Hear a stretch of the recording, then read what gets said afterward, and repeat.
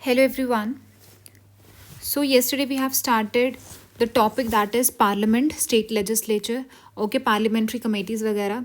तो system of government में हम क्या करेंगे इसमें क्योंकि उसमें बहुत छोटे छोटे क्वेश्चन है लाइक फेडरल सिस्टम पे आएगा, आपका फेडरल स्ट्रक्चर पे आएगा, कौन सी गवर्नमेंट होती है, कॉन्स्टिट्यूशनल गवर्नमेंट है, प्रेसिडेंशियल गवर्नमेंट हो गया. सो ये सिस्टम ऑफ गवर्नमेंट भी इसमें हम ले लेंगे और साथ में जो भी आपका पार्लियामेंट से रिलेटेड जितने भी क्वेश्चंस हैं वो हम सारा कंप्लीट कर लेंगे.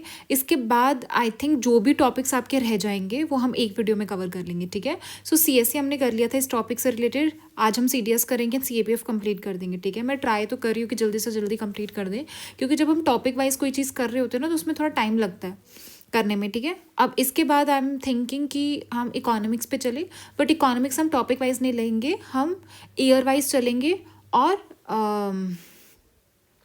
एग्ज़ाम वाइज लेंगे. फॉर एग्जाम्पल जैसे सीएससी के कर लेंगे पहले 12 साल के, देन सीएपीएफ, देन सीडीएस, ऐसे कर लेंगे. ठीक है. उसके क्योंकि इकोनॉमिक्स के टॉपिक वाइज करना उतना, क्यों उतने टॉपिक से क्वेश्चन आते नहीं है ना, और वो बहुत ज़्यादा टाइम कंज्यूमिंग भी हो जाएगा मेरे लिए कि अब मैं एक छोटे छोटे टॉपिक से 2-2 3-3 क्वेश्चन निकाल के आपको करा रही हूँ. सो हम क्या करेंगे, इकोनॉमिक्स एक ही बार में करेंगे. ट्राई करूँगी एक वीडियो में आपका एक एग्ज़ाम हो जाए, लाइक सीएससी हो जाए, देन 2-3 वीडियो आ जाए आपके इकोनॉमिक्स पे. ठीक है. फिर उसके बाद हम चलेंगे अपने हिस्ट्री पे, देन अपना ज्योग्राफी. आई एम थिंकिंग कि ज्योग्राफी में लास्ट में करें, क्योंकि ज्योग्राफी में बहुत सारी चीज़ें फैक्चुअल होती है जो आप लास्ट में पढ़ोगे तो वो आपके दिमाग में रहेंगी. ठीक है, याद रहेंगी. चलिए. सो मैंने इसका प्लेलिस्ट भी बना दिया है. आप वहाँ जाके प्लेलिस्ट का जो लिंक है वो मैं आपको डिस्क्रिप्शन में डाल दूँगी, आप वहाँ से कर लेना.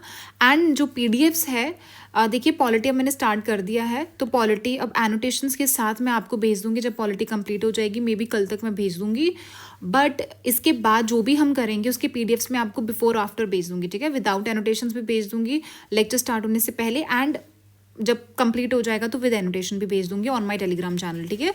तो टेलीग्राम का लिंक भी मैं डिस्क्रिप्शन में डाल दूंगी, वो आप कर लेना. चलिए, फर्स्ट क्वेश्चन देखिए अपना. Power to decide the date of an election. जो भी स्टेट लेजिस्लेटिव असेंबली है उसका जो इलेक्शन होगा तो उसकी डेट कौन डिसाइड करेगा? Election commission. चाहे वो आपका स्टेट लेजिस्लेटिव असेंबली है या फिर आपका लोकसभा, राज्यसभा, तो इनके इलेक्शंस कौन देखता है? इलेक्शन कमीशन ऑफ इंडिया देखेगा. ठीक है. नेक्स्ट आता है, who among the following, which among the following. अच्छा, इसमें से कौन सा जो हमारा फेडरल सिस्टम नहीं है ना, हमारे जो फेडरल सिस्टम है उसमें कौन सा प्रोविजन नहीं है या फीचर नहीं है हमारा? Dual citizenship. क्या हमारी डुअल सिटीजनशिप होती है? नहीं, हमारी सिर्फ सिंगल सिटीजनशिप होती है. जो डुअल सिटीजनशिप होती है वो आपको यूएसए में मिलेगी. ठीक है. पहला इनकरेक्ट हो गया. Distribution of power between federal and state. ये तो फेडरल स्ट्रक्चर होता ही है, होता तो ये भी फेडरल है, बट हमारे यहाँ पे ऐसा नहीं है. इंडियन फेडरलिज्म बोला है तो पावर तो डिस्ट्रीब्यूट होती है. कॉन्स्टिट्यूशन की सुप्रीमेसी भी है. अथॉरिटी ऑफ कोर्ट, जैसे सुप्रीम कोर्ट आपका टॉप पे है टू इंटरप्रेट द कॉन्स्टिट्यूशन. ठीक है. नेक्स्ट आपके पास क्वेश्चन है, which one of the following statement is not correct. Central government is empowered to issue notification to specify any service. अब ये ऐसे क्वेश्चन जो होते हैं ना वो थोड़े से ट्रिकी भी होते हैं और डिफिकल्ट भी होते हैं. ठीक है. आप इन क्वेश्चन को कैसे सॉल्व करोगे? स्टेटमेंट 1 देखो, जैसे उसने बोला स्टेट सेंट्रल गवर्नमेंट को एम्पावर है, वो नोटिफिकेशन इशू कर सकती है टू स्पेसिफाई एनी सर्विस. कोई भी सर्विस को वो स्पेसिफाई कर सकती है एक स्टेट में as a service of vital importance. अब मेरे को ये बताइए, क्या इसमें कोई गलती लग रही है? सेंट्रल गवर्नमेंट है ना, सेंट्रल गवर्नमेंट कुछ भी कर सकती है. अगर स्टेट में कोई ऐसा सर्विस है उसको लगता है कि ये वाइटल इंपॉर्टेंस रखता है, तो क्या वो उसको स्पेसिफाई कर सकती है? बिल्कुल कर सकती है, इसमें तो कोई गलती नहीं है. सेकेंड है, such a notification remains valid for 6 months. अब देखिए यहाँ पे ये फैक्चुअल है. ठीक है. तो इस पे, क्योंकि इसको मैनिपुलेट करना इज़ वेरी इजी, 6 को मैनिपुलेट करना इजी है.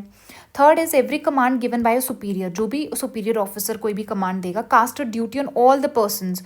तो वो हर एक पर्सन के ऊपर एक ड्यूटी होगी कि वो मानेगा. ठीक है. एंड जो प्रोविजन है आपके आर्म फोर्सेज के एप्लीकेबल है in connection with the vital services impose in an emergency on the arm forces. ठीक है. उसने बोला कि अगर आप आर्म्ड फोर्सेज, अब आप मेरे को ये वाला स्टेटमेंट पढ़ के आप देखना, ये इतना कॉम्प्लेक्स स्टेटमेंट बनाया हुआ है, मतलब इस टाइप का स्टेटमेंट बनाया है कि वो खुद से गलत स्टेटमेंट तो ऐसा नहीं बनाएगा. ठीक है. तो सही होगा, इसीलिए बना हुआ है कि उसने बोला कि वो ये जो एक्ट है वो एप्लीकेबल होता है किसके रिस्पेक्ट में? जो भी वाइटल सर्विसेज होती हैं किसके लिए होती है? जब एक इमरजेंसी लगती है. ठीक है. सो आप क्या कर सकते हो? इसका आंसर क्या है आपका? That is B part. ये आपका गलत है. ठीक है. बाकी आपके सारे सही हैं. चलिए,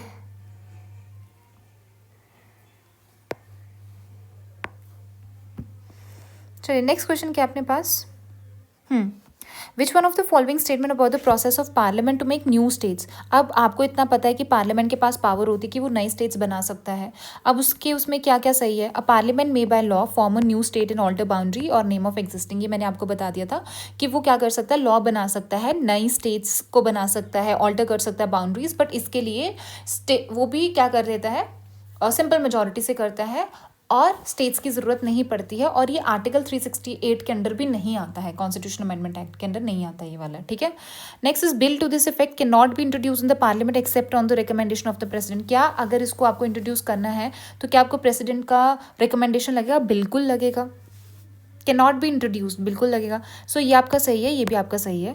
अ bill to this effect may be refer to the president to the legislature. अब यहाँ पे एक वर्ड आ रहा है मे। अगर तो प्रेसिडेंट चाहे कि ये जो भी स्टेट इससे अफेक्ट हो रही है तो वो उस स्टेट को क्या कर सकता है, रेफर कर सकता है, बट यहाँ पे मे वर्ड है तो कर सकता है, बिल्कुल कर सकता है। लास्ट है such a law will fall under, तो मैंने अभी आपको बताया कि ऐसा जो लॉ होगा that will not come under the purview of the article 368। तो 368 मैंने आपको कराया था कि कॉन्स्टिट्यूशनल अमेंडमेंट एक्ट्स अमेंडमेंट्स होती हैं इस आर्टिकल के अंडर, विद स्पेशल मेजोरिटी वाले भी होते हैं, सिंपल मेजोरिटी वाले भी होते हैं। जो सिंपल मेजोरिटी वाले होते हैं उसमें क्या होता है कि हाफ ऑफ द स्टेट्स क्या करती है, रेटिफाई करती हैं, बट इसमें ऐसा कुछ नहीं होता। सो answer is D part. Coming toward our next question, that is, okay, serious one 2016, the president of India shall have the power to appoint and remove the speaker of Lok Sabha। देखिए लोकसभा के speaker को अगर आपको remove करना है तो आपको पता है रेजोल्यूशन मूव करना पड़ता है, उससे पहले आपको 14 डेज का नोटिस देना पड़ता है।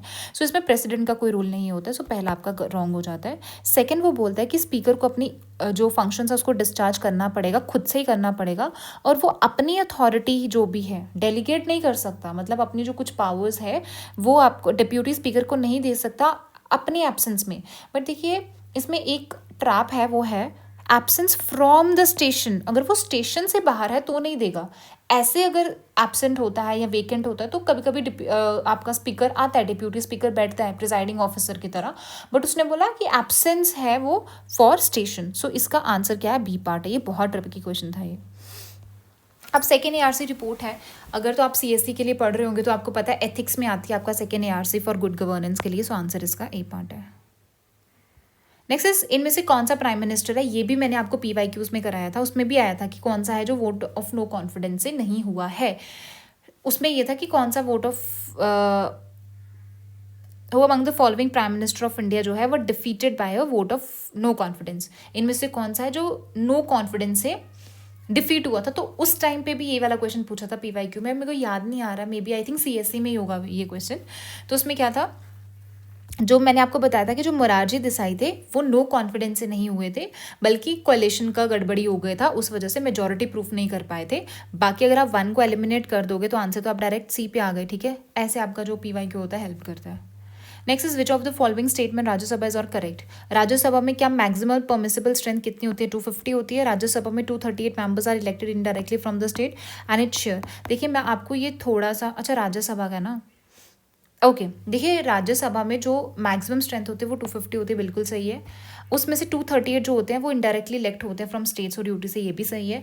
एंड वो लेजिस्लेटिव पावर्स इक्वली शेयर करते हैं in the matter such as, अच्छा ऑल इंडिया सर्विसेज में। सो ये आपका इनकरेक्ट हो जाता है, because with respect to all India services जो राज्यसभा होते हैं उसके पास ज़्यादा पावर्स होते हैं as compare to Lok Sabha. So इसका answer is 1 and 2। Next question है, in which of the following cases the constitutional validity of the, ये भी बहुत फैक्चुअल क्वेश्चन है। ऐसा अगर क्वेश्चन आता है आपको तो please it's my humble request, अगर आपको नहीं आता तो ये छोड़ के आ जाओ क्वेश्चन हम, ठीक है।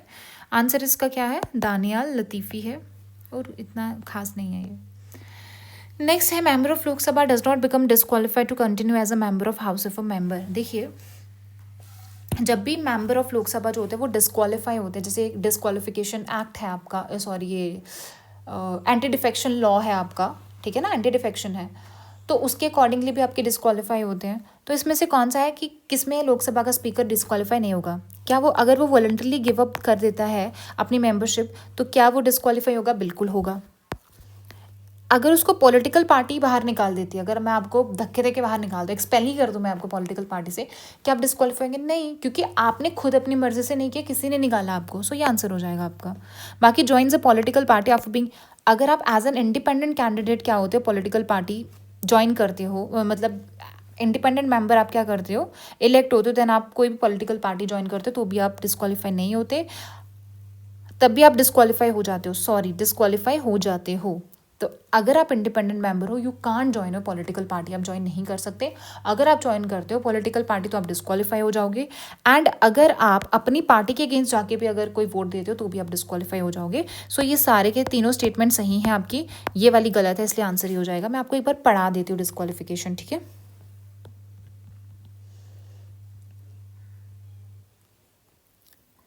Where is disqualification? देखिए ये रहा आपका एंटी डिफेक्शन लॉ। अगर कब आप डिस्क्वालीफाई होगे, अगर आप वॉलंटरली गिव अप कर देते हो अपनी मेंबरशिप को, ये हो गया। दूसरा है कि अगर आप क्या करते हो, वोट अगेंस्ट अपनी पॉलिटिकल पार्टी के अगेंस्ट जाके वोट करते हो। थर्ड इज अगर कोई एक इंडिपेंडेंटली इलेक्टेड मेंबर है वो ज्वाइन कर देता है कोई और पॉलिटिकल पार्टी तो डिस्क्वालीफाई हो जाता है। ये कन्फ्यूजन क्या होता है मैं आपको बताती हूँ। एक होता है इंडिपेंडेंट मेंबर, एक होता है नॉमिनेटेड। इंडिपेंडेंट कोई भी पॉलिटिकल पार्टी ज्वाइन नहीं कर सकता, बट नॉमिनेटेड मेंबर जो होता है वो पॉलिटिकल पार्टी ज्वाइन कर सकता है, but with in the framework of 6 month. अगर वो 6 महीने के अंदर अंदर पॉलिटिकल पार्टी ज्वाइन कर लेता है तो ठीक है, बट अगर बाद में करेगा, after the expiry of the 6 month करेगा तो he will be disqualified, right. चलिए नेक्स्ट क्वेश्चन अपने पास 2017 का, विच ऑफ द फॉलोइंग स्टेटमेंट जो है करेक्शन है जीएसटी बिल पास। देखिए जीएसटी जो बिल हुआ था पास बाय द राज्यसभा, तो उसमें से क्या सही है। उसने बोला it will replace all central taxes. देखिए ऑल सेंट्रल टैक्सेस नहीं था, इनडायरेक्ट टैक्सेस जो थे उनको रिप्लेस किया गया था। सारे के सारे सेंट्रल टैक्सेस थोड़ा ना इसमें आ जाएंगे, आपके बहुत सारे होते हैं सेंट्रल टैक्सेस। तो पहला वाला आपका गलत हो जाता है। उसने क्या पूछा है, करेक्ट पूछा। अच्छा, it will subsume central as well as, ये क्या करेगा, जो भी आपके सेंट्रल हैं या स्टेट हैं उनके टैक्सेस को सबस्यूम करेगा, एक साथ कर देता है, टैक्सेस ड्यूटीज़ वगैरह। ये भी सही है आपका, ये सही है। जीएसटी जो है वो अल्कोहल पे लगेगा। देखिए जीएसटी जो है वो आपका अल्कोहल पे नहीं लगता है, लिकर पे नहीं लगता है। And petroleum product shall not be subjected to. देखिए जो पेट्रोलियम वगैरह उस पर नहीं लगता आपका, क्या बोलते हैं उसको, जीएसटी नहीं लगता है। बट आपके जो प्रोडक्ट्स होंगे, पेट्रोलियम प्रोडक्ट्स वगैरह हैं, अगर तो वो चाहें, गवर्नमेंट चाहती है तो वो लगा सकती है टैक्स उस पर, ठीक है। They are subjected to taxes अगर गवर्नमेंट चाहे। अदरवाइज वैसे तो इसका जो टैक्सेस वगैरह होते हैं, जैसे पेट्रोल डीजल वगैरह हो गए, इन पर तो एक्साइज ड्यूटी वगैरह लगता है, तो उसके थ्रू ही ये निकलवा लेते हैं पैसा। तो इसका आंसर क्या हो जाएगा, बी पार्ट हो जाएगा।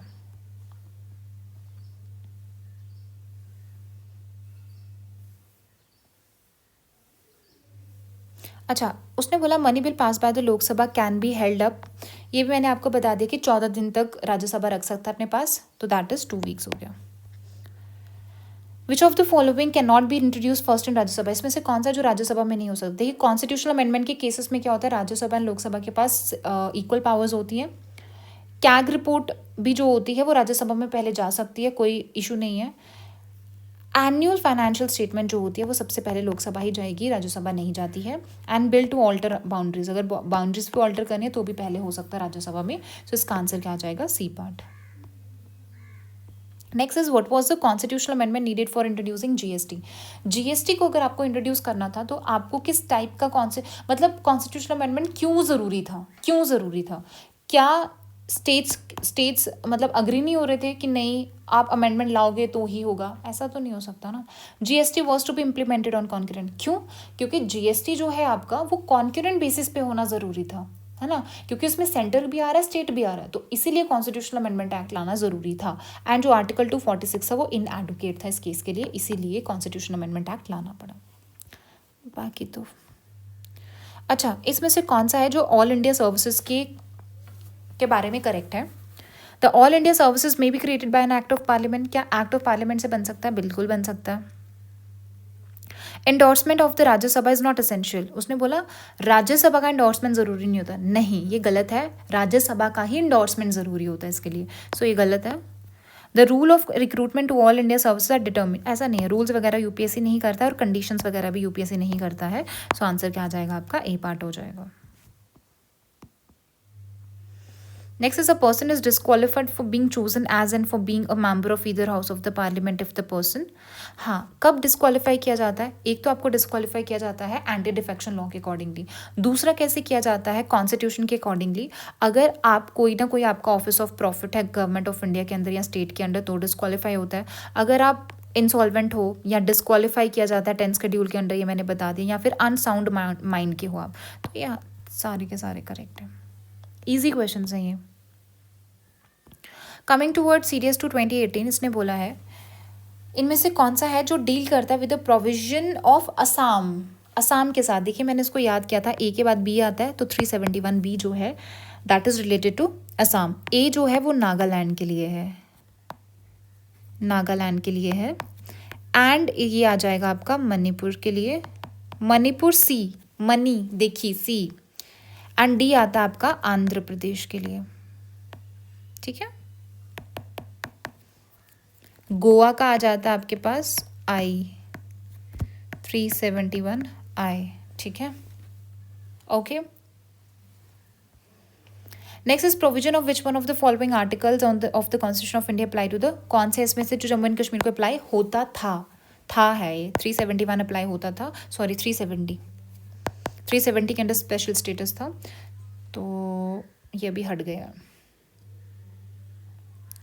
Next is which one of the following regarding procedure and conduct of business of parliament is not correct to discuss state matters. क्या पार्लियामेंट में आप स्टेट मैटर्स को डिस्कस करोगे? स्टेट मैटर्स मीन जो state list में आ रहे हैं आपके, जी नहीं, ये गलत हो जाएगा, पहला ही गलत है ये तो। Discuss issue on the use of police force, ठीक है, in suppressing schedule caste and schedule tribes. Discuss कर सकते हो in dealing with violent disturbances, discuss कर सकते हो इंडस्ट्रियल लेबर के लिए, तो आपका A will be incorrect. Which one of the following is not considered a part of legislature. अच्छा, जो लेजिस्लेचर होती है आपकी, जैसे पार्लियामेंट होती है, पार्लियामेंट में क्या क्या होता है आपके पास? प्रेसिडेंट होता है, लोकसभा, राज्यसभा। वैसे ही स्टेट लेजिस्लेचर में क्या होता है? गवर्नर होता है, स्टेट लेजिस्लेटिव असेंबली होती है, काउंसिल होता है, चीफ मिनिस्टर नहीं होता। सो आंसर क्या आ जाएगा? डी पार्ट आ जाएगा, ठीक है। अब आता है सीरीज 1 2019 का फर्स्ट क्वेश्चन। फर्स्ट क्वेश्चन क्या है? Which one of the following is not a correct statement regarding the provision of legislative council in the state legislature. अब मैं एक काम करती हूँ, आपको थोड़ा सा स्टेट लेजिस्लेचर पढ़ा देती हूँ ताकि एक बार रिवाइज भी हो जाए और आप देख लो अच्छे से इसको, ठीक है। Okay, so this is your state legislature. So state legislature जो भी है आपका, स्टेट एग्जीक्यूटिव है, वो आपका पार्ट 6 में है, आर्टिकल 168 टू 212। तो इसमें अगर आप देखोगे, state legislature comprises legislative assembly, council and governor. Majorly हम लेजिस्लेटिव काउंसिल के बारे में देखेंगे। कॉन्स्टिट्यूशन ने क्या प्रोवाइड किया है कि आप लेजिस्लेटिव काउंसिल को एबॉलिश कर सकते हो, क्रिएट कर सकते हो। कैसे कर सकते हो? अगर legislative assembly of concern state, जिस स्टेट में आपको चाहिए काउंसिल, उस स्टेट की जो लेजिस्लेटिव असेंबली है, अगर वो एक रेजोल्यूशन पास करती है इसके लिए, और वो रेजोल्यूशन स्पेशल मेजॉरिटी से होना चाहिए। फॉर एग्जांपल, एक स्टेट है लाइक JNK आपकी, सॉरी ये लगा लो, अब अपनी कोई भी स्टेट ले लो, ठीक है, आप अपनी, जैसे कि हाँ, तो आप कोई भी स्टेट ले लीजिए XYZ, ठीक है। अब वो स्टेट क्या चाहती है कि हमारे यहाँ पे काउंसिल होना चाहिए, तो वो क्या करेगा? रेजोल्यूशन पास करेगा विद स्पेशल मेजॉरिटी की, और पार्लियामेंट को बोलेगा आप लॉ इस पर क्या करो, हमारी जो एक लॉ पास करी जिसके अंडर या तो अबॉलिश के लिए हो या क्रिएशन के लिए, जो भी हो, ठीक है। अब पार्लियामेंट क्या करेगा? पार्लियामेंट एक्ट लाएगा, बट वो जो लॉ लाया जाएगा वो आर्टिकल 368 के अंडर नहीं होगा, और वो ऑर्डिनरी बिल की तरह क्या किया जाएगा? एक्ट की तरह पास किया जाएगा, ठीक है। याद रखना, यहाँ पे स्पेशल मेजॉरिटी है, यहाँ पे नहीं। फिर आती कॉम्पोजिशन के बाद, जो लेजिस्लेटिव असेंबली उसमें स्ट्रेंथ कितनी होती है? 550 होती है। मिनिमम कितनी है? 60 है, but there are some exceptions. अगर आप अरुणाचल प्रदेश में देखोगे तो मिनिमम नंबर कितना रहता है? Arunachal Pradesh, Sikkim and Goa minimum number 30 चलेगा। मिजोरम, नागालैंड में 40 होता है, 40 in Mizoram and 46 in Nagaland. तो ये देयर आर सम एक्सेप्शंस। अब लेजिस्लेटिव असेंबली में वैसे तो जनरली जो मेंबर्स होते हैं वो डायरेक्टली इलेक्टेड होते हैं, but there are also exceptions, because in Sikkim and Nagaland there is a provision of indirect election also. पहले क्या होता था कि नॉमिनेटेड मेंबर्स होते थे, जैसे आपकी लोकसभा है तो लोकसभा में भी 2 मेंबर्स एंग्लो इंडियन से होते थे, बट ये प्रोविजन को क्या किया था, जब आपका इंडिपेंडेंस के बाद क्या किया गया था, वो 10 साल के लिए बोला गया था, बट वो एक्सटेंड होता गया। और जो 95th अमेंडमेंट एक्ट था उसने बोला था कि 2020 तक रहेगा, ठीक है। सेम SC STs का जो रिजर्वेशन है उसके लिए भी था। बट 104 अमेंडमेंट एक्ट आया 2019 में, 104 अमेंडमेंट एक्ट 2019 में आया, उसने ये चीज़ बोला कि एंग्लो इंडियन वाला हम क्या करेंगे, अबॉलिश कर लेंगे। अभी कोई भी, पहले एक सीट जो होती थी वो एंग्लो इंडियन की होती थी स्टेट में, और 2 सीटें दी जाती थी लोकसभा में। बट ये 104 अमेंडमेंट एक्ट से दोनों के लिए ही अबॉलिश कर दिया, ठीक है। स्टेट लेजिस्लेटिव काउंसिल स्ट्रेंथ जो होगी वो क्या होगी, इनडायरेक्टली इलेक्टेड होंगे। काउंसिल जो होंगे वो इनडायरेक्टली इलेक्टेड है, इंपॉर्टेंट। मैक्सिमम स्ट्रेंथ कितनी होनी चाहिए लेजिस्लेटिव काउंसिल की, जितने भी आपकी स्टेट लेजिस्लेटिव असेंबली के मेंबर्स हैं। फॉर एग्जांपल अगर स्टेट लेजिस्लेटिव असेंबली में आपके 90 मेंबर्स हैं तो काउंसिल में कितने होने चाहिए, उसका 1/3, दैट इज इसमें 30 मेंबर्स होने चाहिए। इसका मतलब जो स्ट्रेंथ होती है लेजिस्लेटिव काउंसिल की, that depends upon the state legislative assembly. Minimum 40 ही हो सकते हैं। एक और चीज़ देखना, जो मैक्सिमम और मिनिमम स्ट्रेंथ होती है वो तो फिक्स करी गई है, बट एक्चुअल कितनी होगी वो किस पे छोड़ दिया गया है, पार्लियामेंट पे छोड़ दिया। किस पे, पार्लियामेंट पे, इंपॉर्टेंट। अब इलेक्शन कैसे होगा इसका, इनडायरेक्ट जो इलेक्शन होता है वो कैसे होता है, इसमें से जो 1/3 मेंबर्स होते हैं वो इलेक्ट किए जाते हैं, जो भी वहाँ की लोकल बॉडीज़ होंगी, जैसे म्यूनसिपैलिटी होगी, डिस्ट्रिक्ट बोर्ड्स हो गए। उनमें से 1/12 जो होंगे वो किन के द्वारा इलेक्टेड होंगे, जो ग्रेजुएट्स होंगे 3 साल के, रिजाइडिंग, जो स्टेट के अंदर ही रह रहे हों। एंड 1/12, ये 2 बार लिख दिया मैंने, ठीक है। एंड क्या हो जाएगा, 1/12 बाय द टीचर्स जो 3 साल से हैं, स्टेट में रह रहे हैं। एंड 1/3 क्या हो जाएगा, elected by the are elected by the members of the legislative assembly from amongst person who are not member of the assembly। समझे, तो क्या बोल रहा है कि 1/3 उनमें से मेंबर्स कौन इलेक्ट करेगा, जो लेजिस्लेटिव असेंबली के मेंबर्स होंगे वो करेंगे, ओके। रिमाइंडर अब जो बच गए वो कौन करेगा, नॉमिनेटेड बाय गवर्नर, आपस में फ्रॉम अमंग्स पर्सन।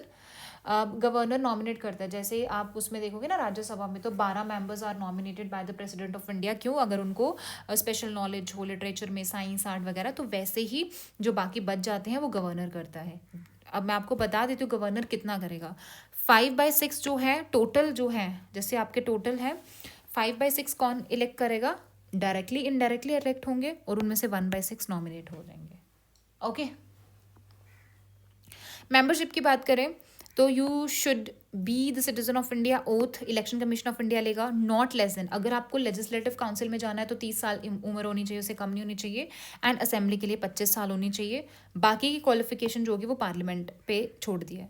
अब ये तो होगी कॉन्स्टिट्यूशन ने जो क्वालिफिकेशंस हैं। अब ये क्वालिफिकेशन जो रिप्रेजेंटेशन ऑफ पीपल एक्ट 51 में है, उसने बोला है कि अगर आपको लेजिस्लेटिव काउंसिल के लिए इलेक्ट होना है तो you should be elective for an assembly constituency in the concern state.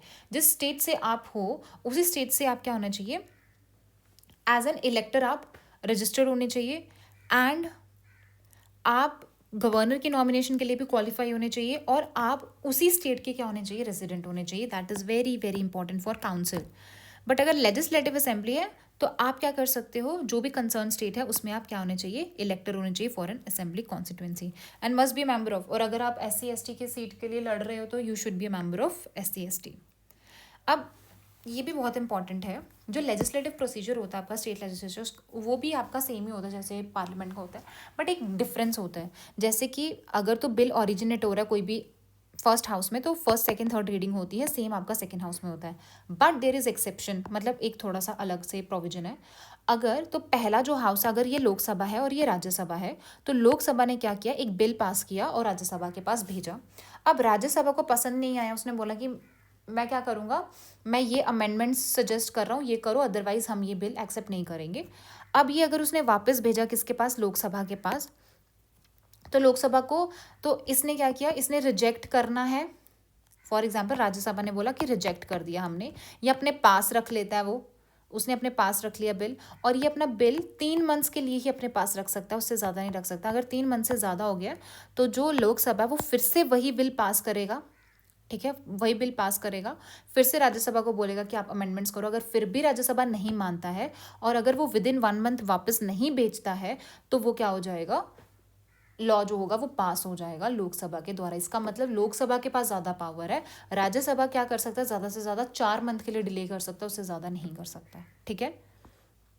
If the assembly reject करती है amendment suggested by the council, कि काउंसिल ने जो भी अमेंडमेंट किया, तो अगर असेंबली रिजेक्ट कर देती है या फिर काउंसिल ही बिल को रिजेक्ट कर देती है, या काउंसिल क्या करती है, कोई एक्शन ही नहीं लेती 3 मंथ के लिए, तो असेंबली फिर से पास करेगी बिल और फिर से काउंसिल के पास भेजेगी।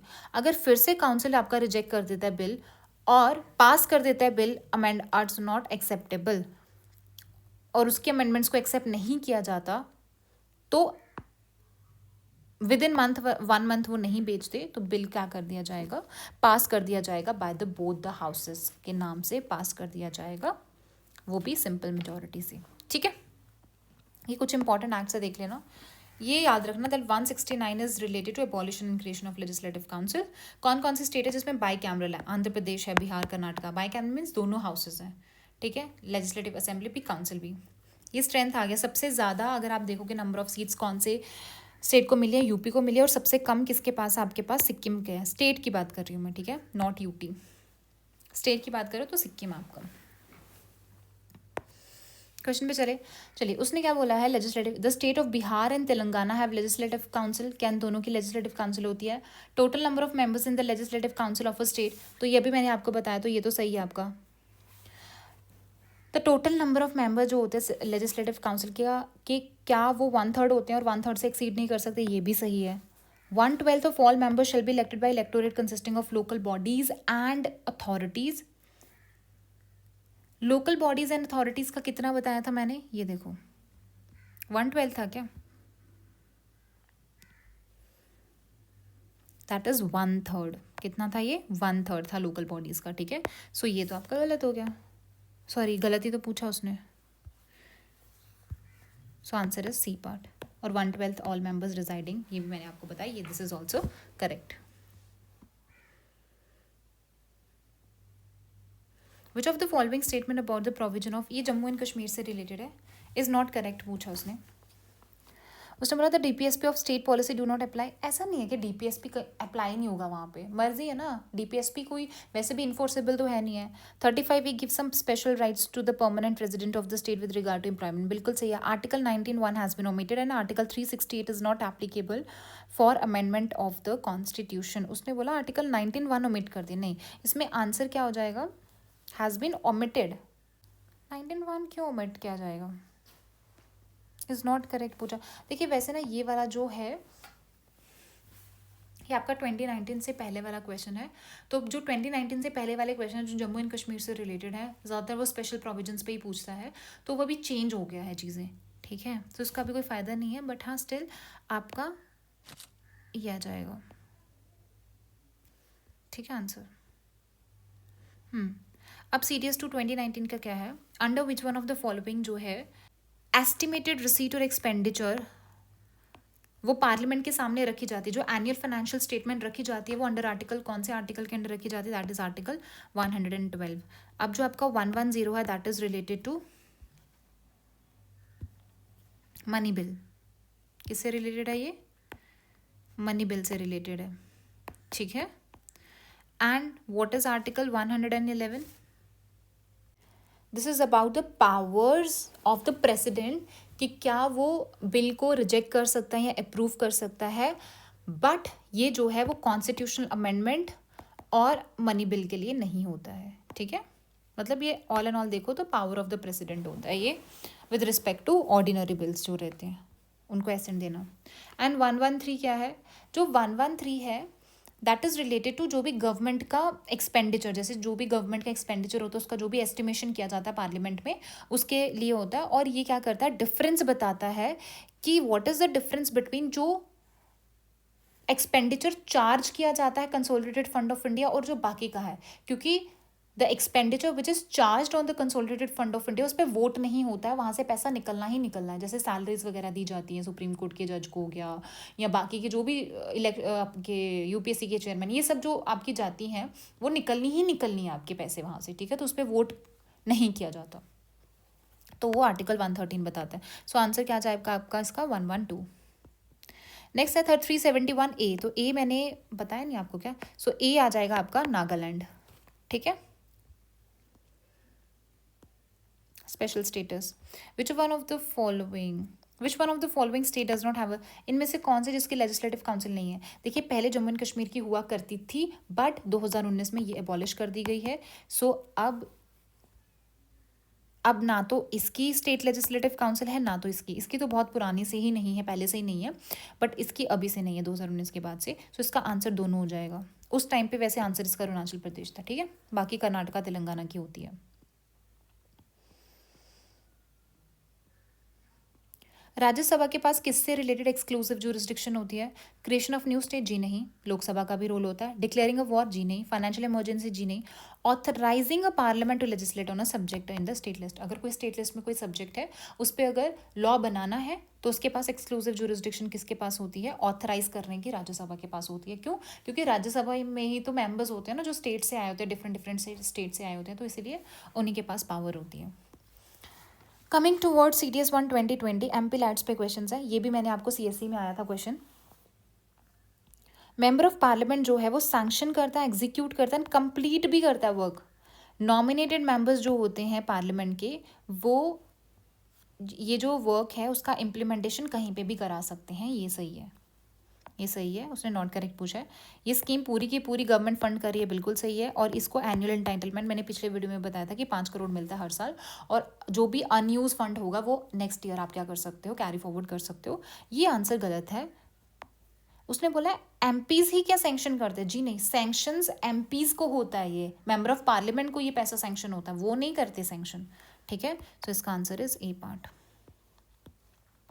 उसने बोला जो ओवरसी इंडियंस होते हैं उनको भी लोकसभा में इलेक्शन की फ्रेंचाइज मिल सकती है क्या? अगर तो वो सिटीजन है इंडिया के, तो वो मिल सकता है, अगर इलेक्टोरल रोल में उनका नाम है और अगर वो इंडिया में प्रेजेंट है वोट करने के लिए। तो आंसर 1, 2 एंड 3 इजी।